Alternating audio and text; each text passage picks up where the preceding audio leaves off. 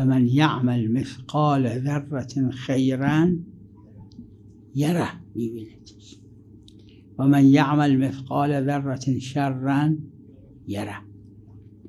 کسی که نصرت امام حسین علیه السلام بکنه، به پول، به زبون، به موضع گیری، به تشویق، به ماهواره، به موبایل، به فرض کنید به این اون پارچه سیاه بده بپوشن، پولشون بده بخرن بپوشن، وسایل زنجیر زنی، سینه زنی، عزاداری، این طبل و سنجای متعارف، اینایی که هست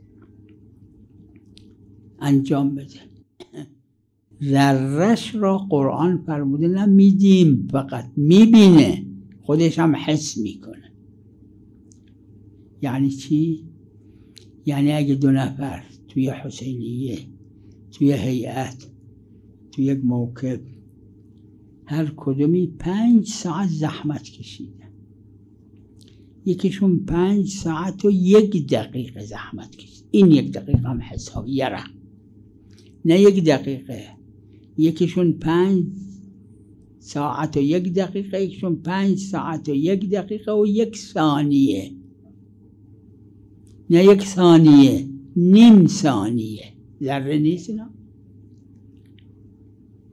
در عکسش هم خذلان امام حسین، هر 1 ثانیه و نیم ثانیهش حسابه.